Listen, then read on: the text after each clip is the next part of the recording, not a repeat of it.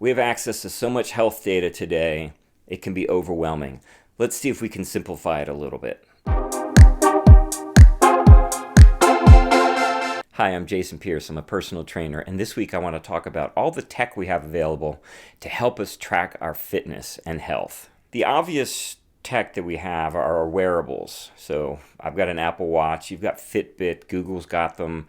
They're come in all different brands. They have all different price points, all different things that they do. But they have a few things in common. One is they can all remind you to work out. They can track how much you've worked out, and they track your steps.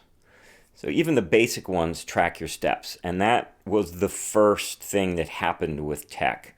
Back in the Fitbit days, it was a good metric to use to see if you had enough movement in during a day. But in addition to that, there's also the rings that you can get. They do all the same things, but a benefit of the ring is the battery lasts longer and you can sleep with them and it can track your sleep. In addition to that, now there's smart scales that don't just give you your weight, but they give you your body fat percentage, your lean mass. They can give us a lot of information that before you had to go to the doctor to get. Okay, that's great. So we've got all this information. What do we do with it? There's a couple of different camps of reactions to this. There's the, okay, this is great, I will use some of this information.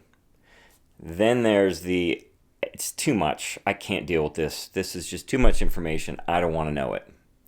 And then the third camp is the obsessive camp, who just start obsessing over numbers constantly. And we might switch into each of these camps too. You might just sort of find yourself in one and then into another. It really depends on what the data is, how excited you might get by it. There's a great essay by David Sedaris, the humorist, that I'll link to, where he talks about when he first got a Fitbit. This was years ago. And he got so obsessed with getting his 10,000 steps in. He got to the point where he was walking 25 miles a day because he just wanted to keep the Fitbit going. Crazy. So that's an example of getting really obsessed with the information. I had a client recently tell me that she doesn't track anything because she would become obsessed.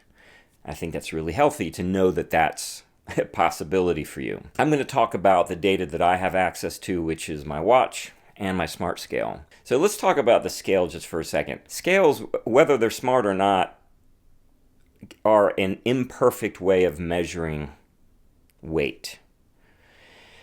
If you get on a scale in the morning, it's going to give you a number.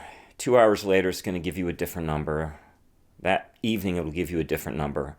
You are not a weight. You are a series of numbers of a weight throughout a day, throughout a week. My rule of thumb for weighing is, first of all, weigh yourself at the same time every day. That gives you a slightly more chance of it being accurate. Also, don't count one day's number as the number.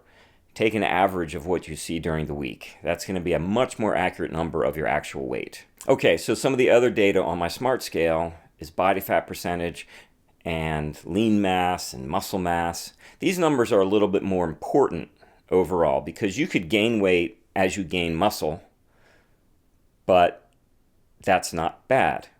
Or you could lose weight and lose muscle, and that's not good. So you want to keep your muscle percentage up. You want to keep your body fat percentage down. Okay, let's talk about the watch. The most important data I like on the watch is the move ring. On an Apple Watch, the move ring counts calories. The move ring will move no matter what you do all day. If you don't exercise, turn on an exercise in there, the move ring will still move. Yes, it's fun to have the watch tell you finished your exercise, but it's far more important to close your move ring because that's the calorie burn. If you find yourself with any of your smartwatches easily closing your rings and without doing much, you need to increase the rings. You need to make it harder on yourself so that you're challenged by them. I've got mine cranked up pretty high to make it harder for me to close my move ring because that makes me work harder. Okay, so you've got all this data, but what's the important data? And that really depends on what your goals are. So there's a lot of great things you can do with wearables and with all this data that you get, as long as you don't obsess over it, and as long as you know what is important to you. Maybe for you it's steps. You want to know how many steps you've taken. Great. Maybe for you, you want to you like closing your exercise ring.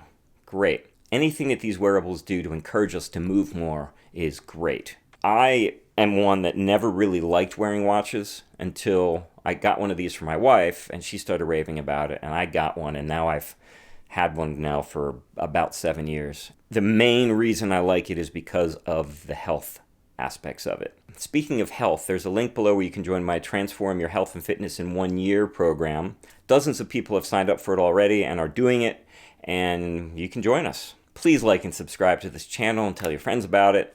The more subscribers I get, the better YouTube will treat me. That's what it comes down to. And you can help with that by simply subscribing. It's easy and free. I hope you got something out of this video, and as usual, stay healthy.